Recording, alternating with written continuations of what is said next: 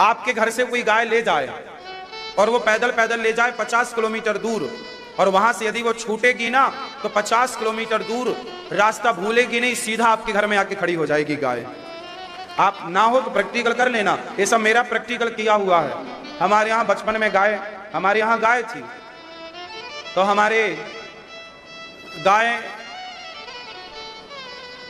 जब पहले कन्यादान होता था ना, तो पिता अपनी बेटी को गाय भी देता था। तो कन्यादान में गाय, तो हमारे घर की गैया दीदी के घर चली गई और वहां से छूटी तो सीधा घर आ गई। सोचिए, इतनी गलियां, इतना लंबा रास्ता तय करके गाय जिस रास्ते से एक बार गुजर जाती है, बहुत टाइम के लिए उसे वो रास्ता याद हो जाता है। पता है आपको, गाय में इतनी याददाश्त है, इसलिए गाय का दूध पीने वाले की याददाश्त बहुत ज्यादा होती है। गाय के दूध में और बकरी के दूध में, गाय के दूध में और भैंस के दूध में बहुत अंतर होता है।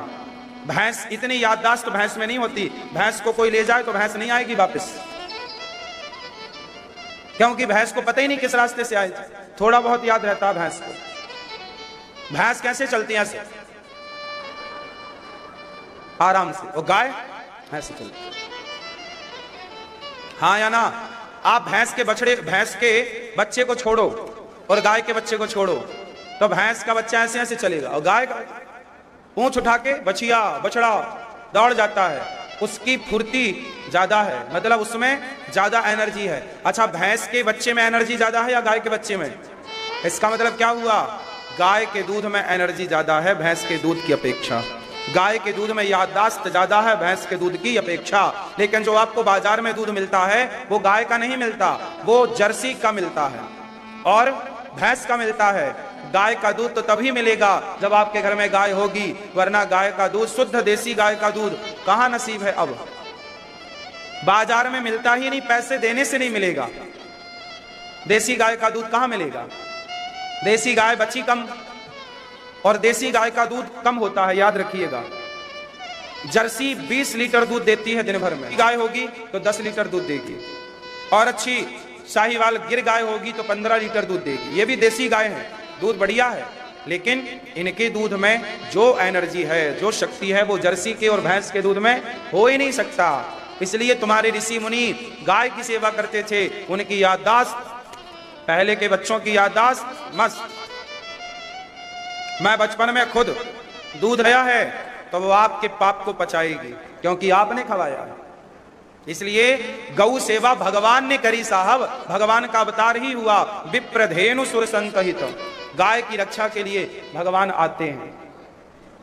अब आप लोग समझते नहीं हैं कि आप लोग समझो कि घर में 2-4 गैया रखो। शहर में रहते हो तो आसपास के गांव में एक आध छोटी मोटी भूमि ले लो और वहां गाय रखो। एक आदमी लगा दो, दूध घी पहुंचाता रहेगा आपके घर में, शुद्ध देख रेख बनाए रहो, 2-4 दिन में जाते आते रहो, व्यवस्थाएं करो।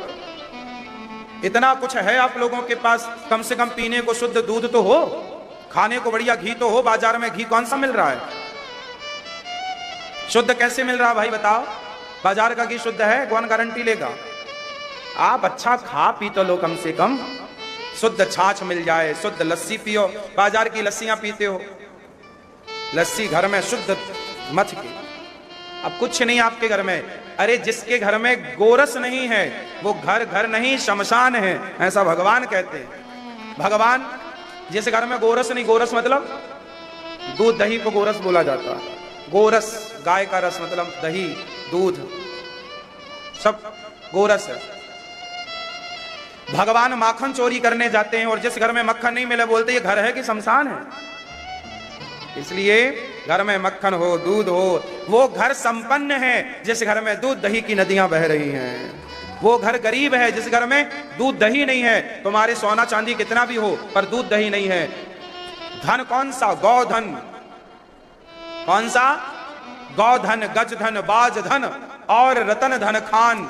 जब आवे संतोष धन, सब धन धूरी समान। सारे धन, सोने को धन माना गया, हीरा मोती को धन माना गया, जमीन जायदाद को धन माना गया, लेकिन सभी धन में पहला धन गौ को माना गया, गौधन। गौ को क्या? पहले के जमाने में जिसके पास जितनी गाय होती थी वो उतना बड़ा आदमी माना जाता था। बोलो हाँ, गौधन बड़ा धन है। कौन सा धन? आप में से कितने घरों में गौ माता है? किस किस के पास गाय है घर में गौ माता? हाँ, जर्सी वाली है कि देसी वाली? देसी गाय की क्या पहचान है?